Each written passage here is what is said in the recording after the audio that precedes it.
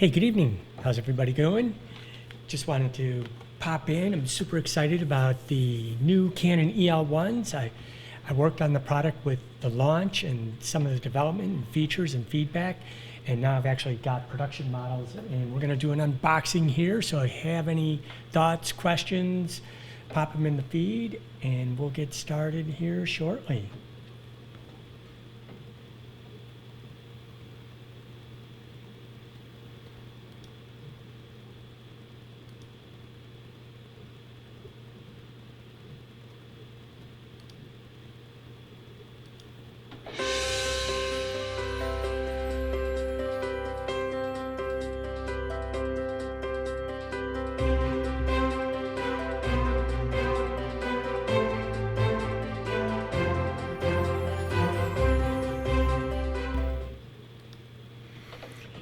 All right, how's everybody doing? Excited here. Got the new Canon EOS R5 and the Wi-Fi transmitter. So this is the wireless file transmitter for the body itself. 24-105 ISF4, fantastic lens, lightweight. So that's what we'll use to test them out with. So let's get right into it. Here we go. Here's the new production model. I was working with beta units, like several different ones. So this is the EL-1 off of production. So I'm going to switch the camera up over here so we could do an overhead shot, looking down on it. I think you can see everything. There we go. So the EL-1, new Canon Flagship Speedlite. Really excited for a lot of the cool new features. And most of all, the recycle time and getting away from AA batteries. Can I get a shout out for that? Like, oh man, been really jonesing to get away from the AA batteries and a high capacity battery, lithium ion battery. So Canon products are always well packed. It's the LPE6 and 6N charger. They've got our same battery charger that goes into the EOS Rs, 5Ds, all those type of cameras. But the difference is with this battery is it's larger. So this is actually designated an LPEL. So it's extra long, extra large, because it needs it for that fast recycle time.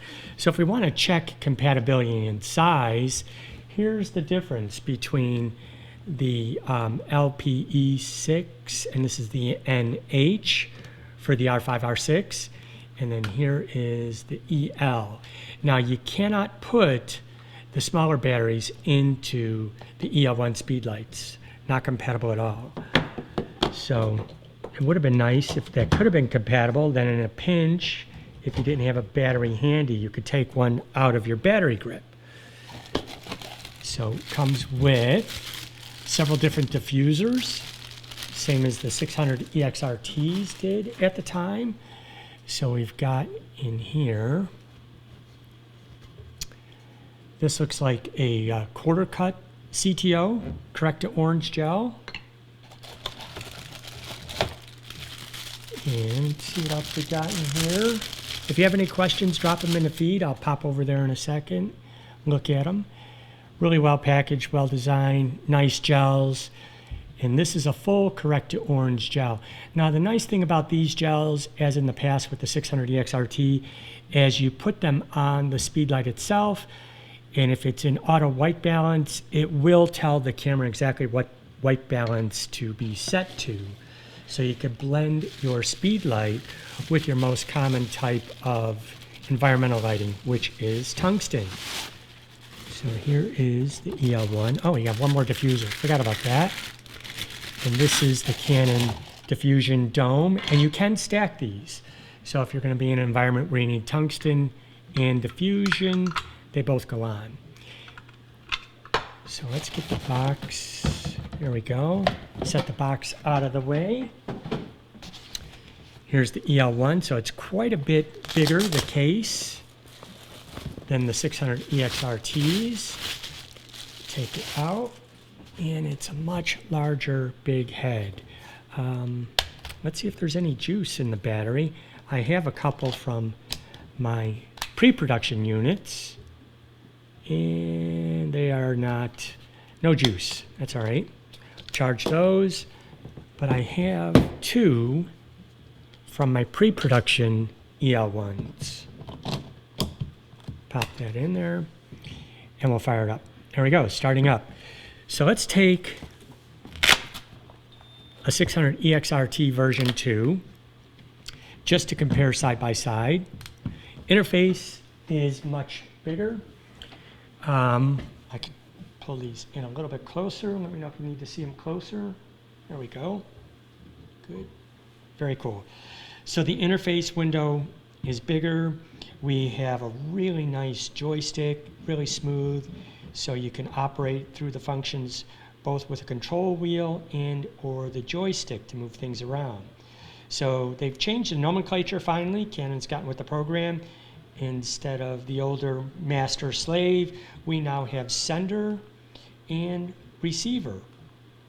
And what's nice in the features is it's still backwards compatible should you have any older Speedlites that are still in optical. Although I would never use optical again, having been spoiled by radio wireless and dependability of that. So I'm going to put this in a sender unit, and then you could see we could go in here. We can change from the flash being active or deactive, meaning contributing to the scene or not. We have our submenu lamp, which is really nice. Lamp is our actual modeling light. And if I go into the submenu and personal functions, we can get over to modeling light. Here we go. And you could see the modeling light is dual color. So we could go from daylight to tungsten, which is really handy. And then we could also vary the brightness. And the Speedlights are totally backwards compatible with all Canon cameras. So I've used it with the 5D Mark IV, the previous 1DX Mark IIs, 1DX Mark III, all of those things. Another amazing thing is in using this, you'll see we have a fan. So the fan is on, so this bad boy will not overheat. In all my tests before with consecutive flashes and rapid fire succession of flashes, it did not overheat and shut off. Here's one of my new favorite features. It is called flash exposure memory. And what that means, and that even works with our 600 EXRTs, is when it's active, I can now take one frame in ETTL and then go to manual, and it will tell me exactly what that flash output is. So I love the two-way communication. So let's get in here, and we're actually going to go down. We're going to get out of auto because my 600 EXRTs are in channel 15, and I'm going to change my group number to my personal identification number. Good. There we go. Confirm it OK. And now that will be compatible with the 600 EXRTs. So I'm going to take that and put it into receiver mode. So it's in group C. And I'll just turn it this way. And then we could come over here and get out of that and get, instead of all, I'm going to go up here to groups mode. Groups mode is my favorite mode, and what I love now with the interface is we have all the groups and all the information visible. It's not touch sensitive, I don't mind that because I would be bumping it at a wedding or an event. But what is nice is I could hit right over C, which you could see is active, and I could go to this view or live in this view and then just change the flash output. I could change it from manual, TTL, turn that group off. But as I was sharing before, and it's really nice, is we could turn the sender unit off.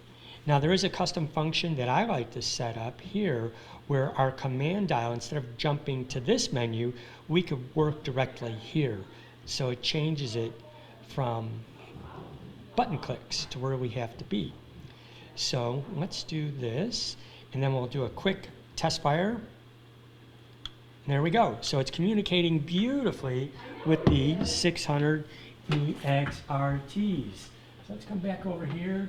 I'm going to check and see if you guys have any questions. Hey Marlon, how are you? Thanks for popping in. Nancy Horan, welcome.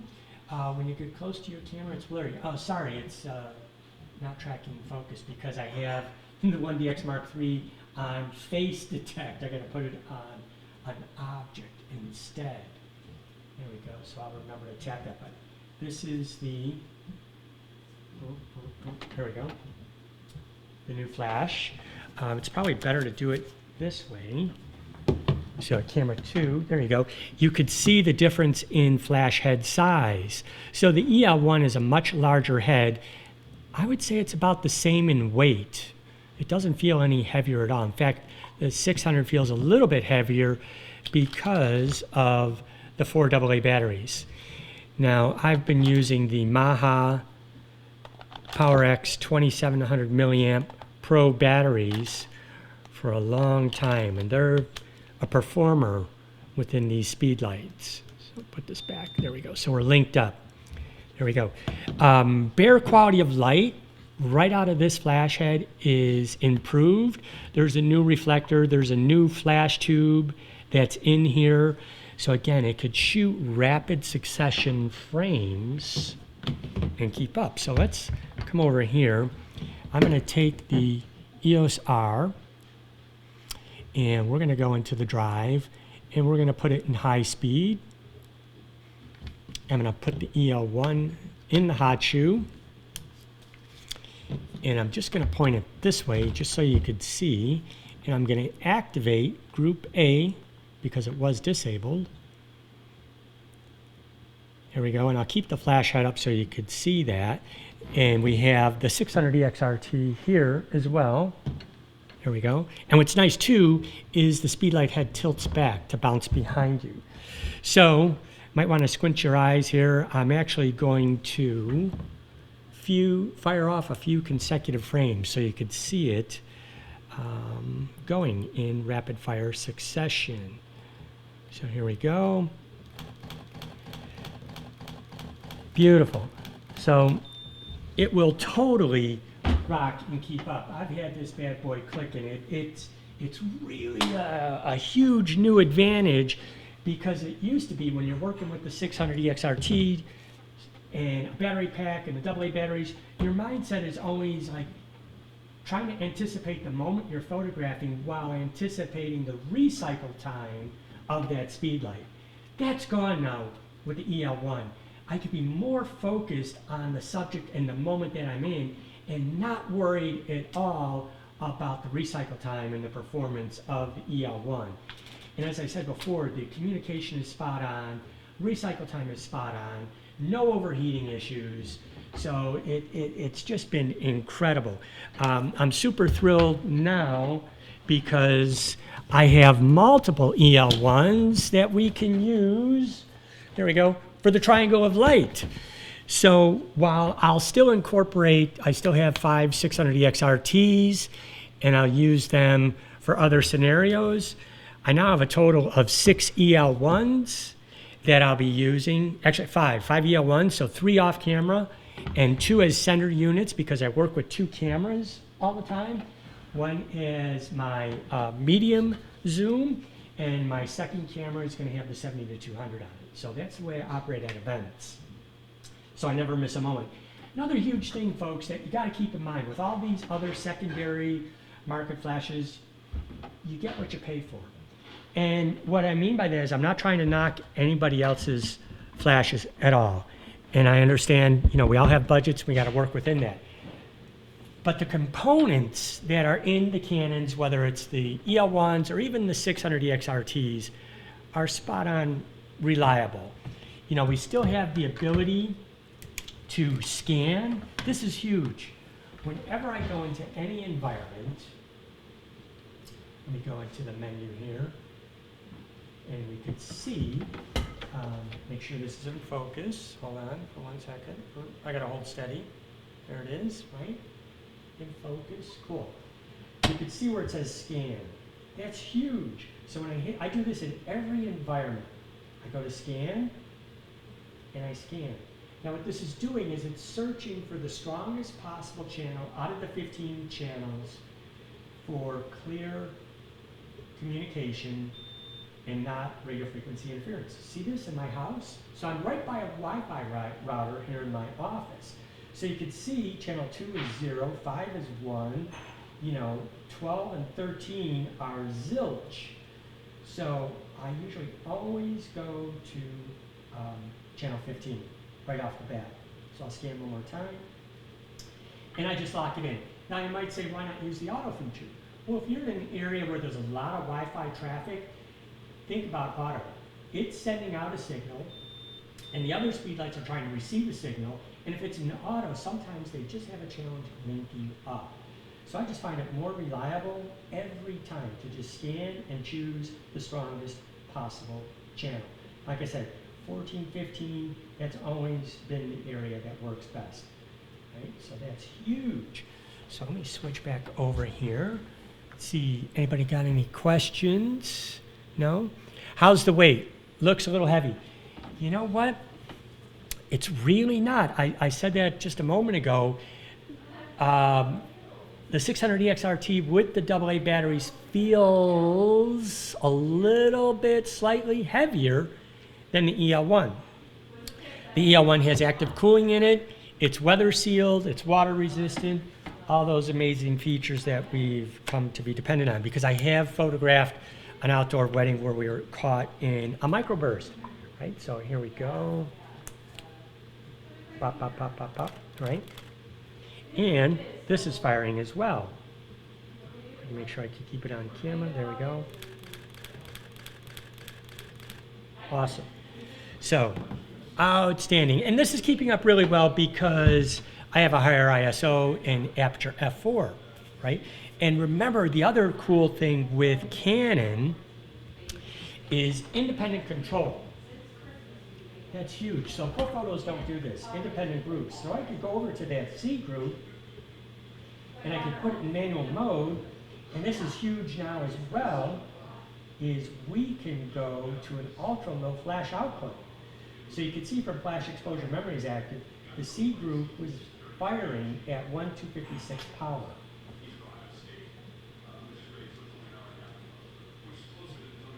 Uh-oh.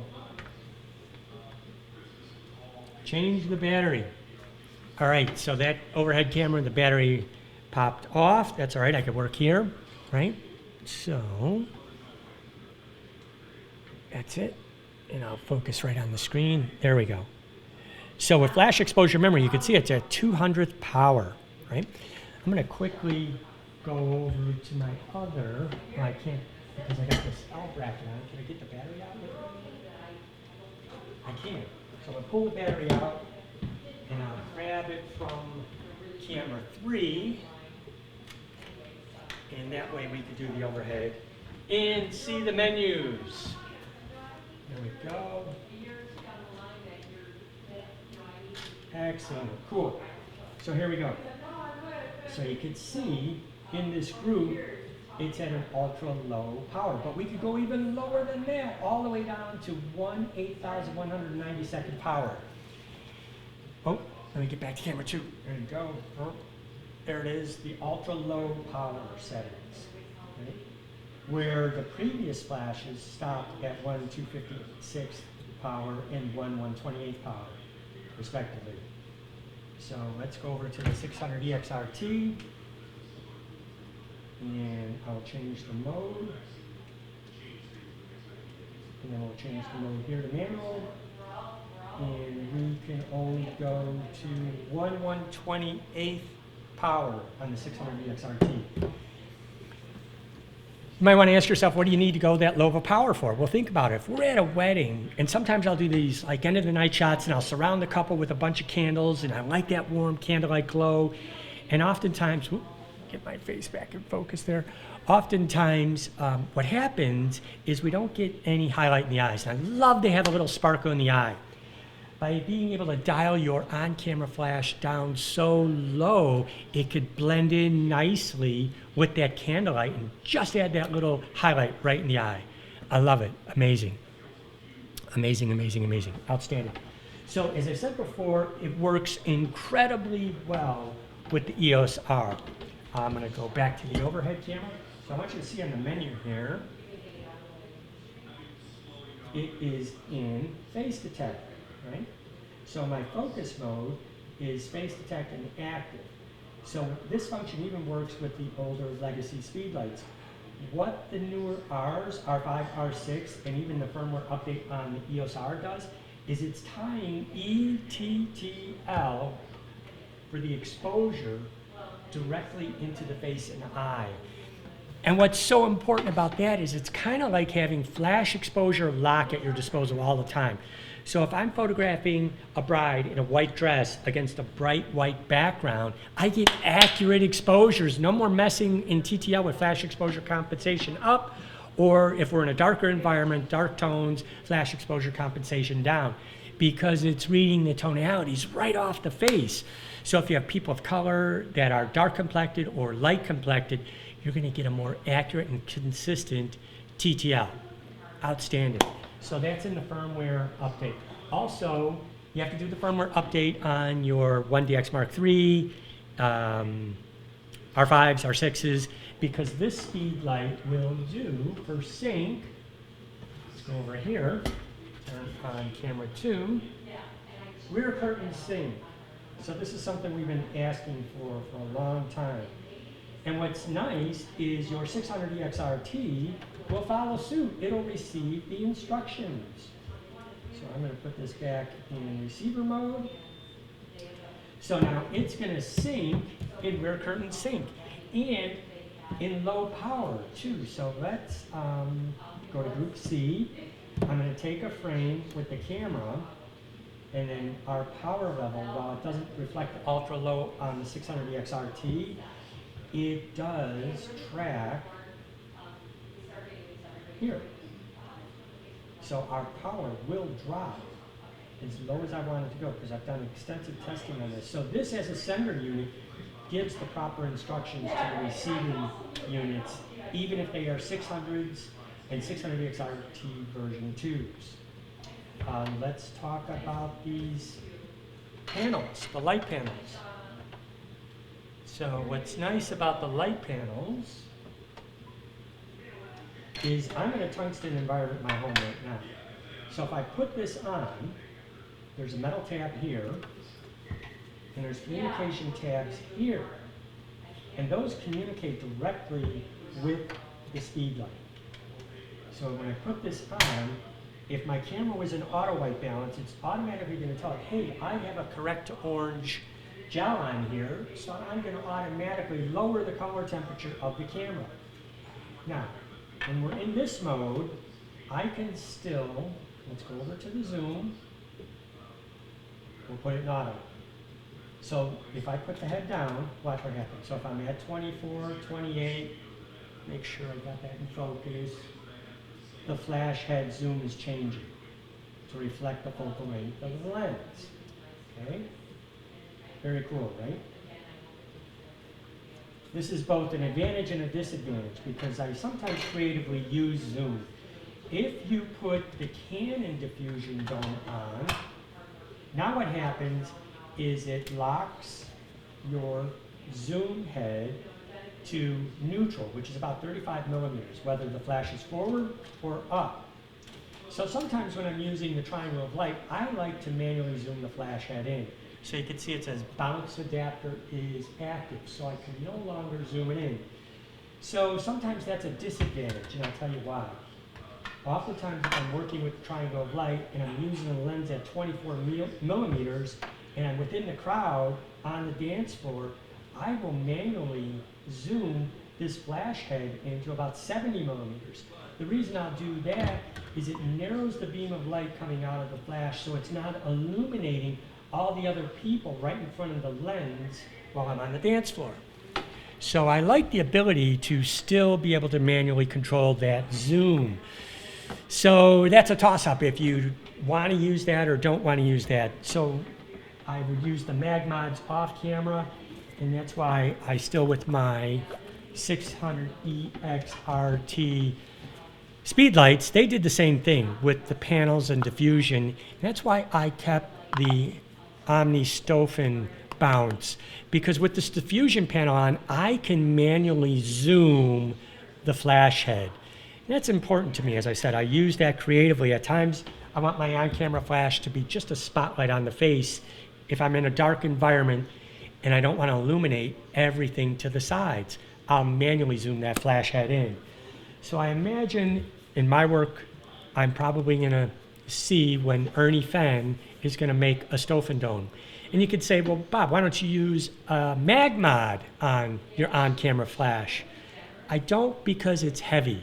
When we add the rubber band with the magnets and the mag sphere is so large, I don't want something that heavy or bumping around. I want something small and easy to use. And I do have to say the quality of light with this diffusion panel on is beautiful. It works great. So let's come over here. We could turn our modeling light on. There we go. You can see that. And it's tungsten light. So you got to make sure, and that's in our personal functions. So I'm going to get there, that the modeling light is all daylight, because we don't want to double down on the tungsten because we already have a tungsten gel. So there are times, you know, I've taken this off camera and used it as just a nice fill, right? That works great with the modeling light. So huge, huge, huge, right? So let's turn this off. Let's go over here, see who's got some questions. Noel, how's it going? The scanning feature is very helpful, Nancy. It's first thing I do every environment I walk into, whether I'm even outside. I've been in public places, you know, like Naperville, for instance. They have public Wi-Fi. And if I'm underneath their covered bridges, sometimes they have a router at both ends of that, and the Wi-Fi is really, really strong. So I'll scan in those environments to pick the strongest.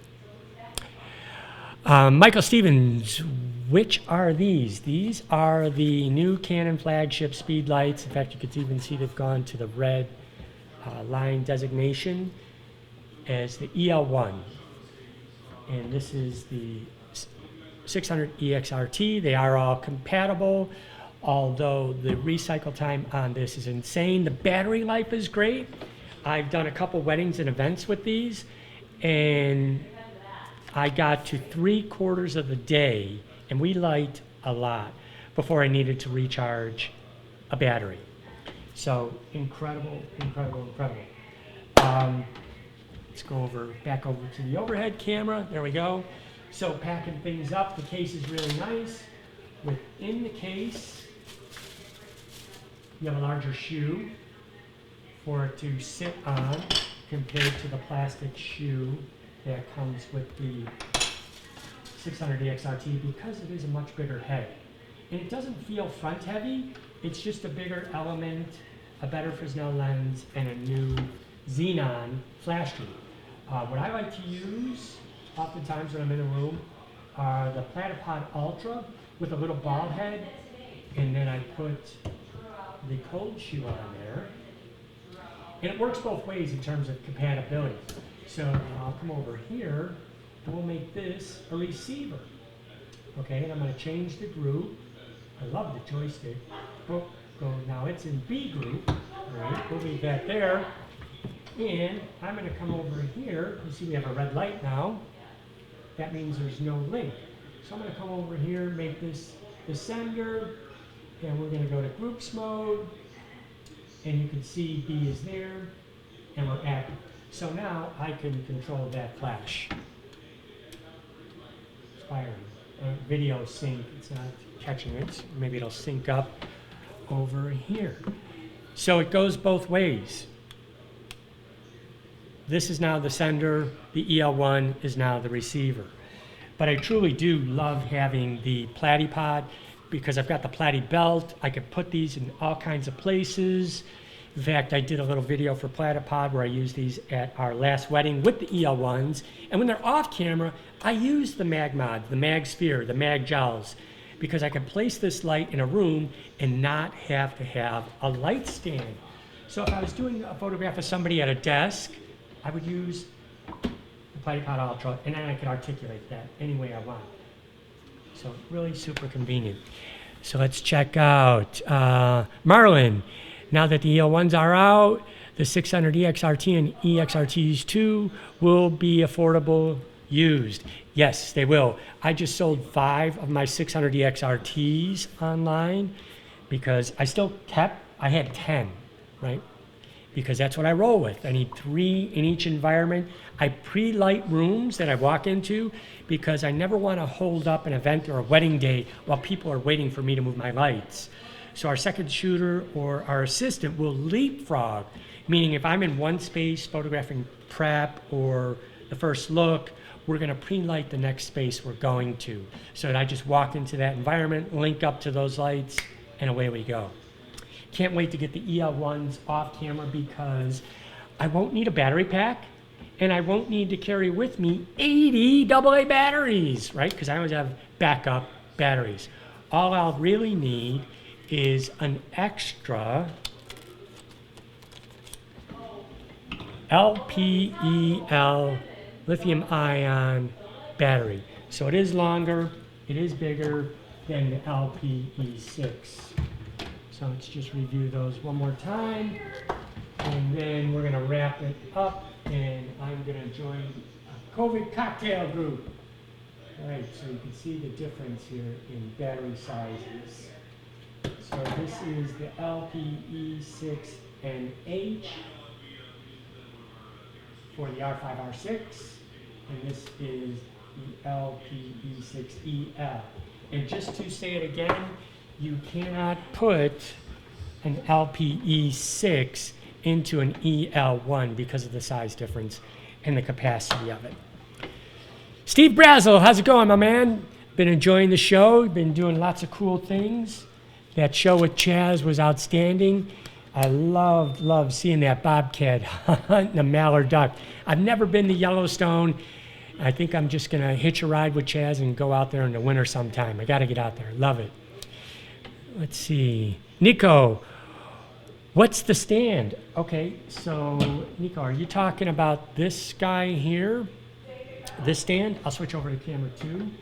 This stand is a Platypod Ultra, which is kind of like the Swiss Army knife of devices. You can put a belt on it, mount it anywhere, but it's really convenient providing for prep and things like that. It has a mini ball head on it, so it's fully articulated. In fact, I even use this for remote cameras. Then I could place the Speedlite on here. Now, for the triangle of light, I use light stands, but for this scenario, during prep, I love using the little Ultra stands. I can articulate them, anything I want. And they're really rock steady, rock solid. So I find them to be just a bit more convenient than the plastic stands that come with the Speedlites because I can actually strap it somewhere and place it somewhere, and the ball head is very, very convenient to have. All right. Yeah, the Platypod Max works great for my remote cameras, Steve. I use a Platypod Max for my remote aisle camera that goes down on the floor on a base plate. I can, if you guys want to see, give me a quick second here. I'll pull up the last wedding we did in November, and I'll show you the remote cameras. So I'm just pulling up this wedding here and getting these images. Let's see, that's aisle photos, and ceremony. Let's pull those up. Okay, that's launching. There we go. Close this, and good. So I'll pull this up on my desktop, make it max. Awesome. Can you guys see all this, right? All right, so what I do, this is the Platypod Max. Thanks for bringing it up, Steve. So there was only 20 guests. So this is a total micro wedding COVID wedding, whatever you want to call it. 20 guests. They live streamed it, so there was almost more media than guests. So they had 3 live streaming and 3 video and 2 photographers. Crazy, right? But they couldn't have their guests, so this was their alternative. This view that you're seeing is the floor camera on the Platypod Max. And then I have another camera under the hoop on a remote. And what happens is my primary camera that I'm using has a pocket wizard on it. That simultaneously fires my remote cameras. Let's see. There we go. All right, let me switch photos here. So, Nico, Steve, yep, there you go. So that's that. Let me get to the bride. So here's another view. Remember, as I'm photographing from the front, it's taking a simultaneous photograph from the view. And it really turned out spectacular of the bride. So here we go. Here's my primary camera. I'm using the EOS R5 with the 70-200 as she enters the room. Simultaneously, it captures this photograph from behind. Again, as I'm taking it, her walking down the aisle, the camera is actually down here on the floor behind her, simultaneously capturing this view, and it keeps going on and on. So let me share one other photograph. So this is what I call the hoopacam. So here's the rabbi, there's the live streaming camera, here's video's remote camera, but here is, okay, where are we at here? Let me get to my hoopacam. Here is the hoopacam view. So this is the other remote camera that is mounted under the hoopah on a pole. Now this is me, right there. And while I'm photographing with my 70-200 on the R5, my primary camera, I have the pocket wizard tied in, and it's in my jacket pocket, that's simultaneously firing the other 2 cameras. All right, so I hope that was helpful. I was using EL-1s here. I only had 2, and these were pre-production models, but that's an EL-1, and I was using it, as you see, with the accessory diffusion and with the accessory CTO on it.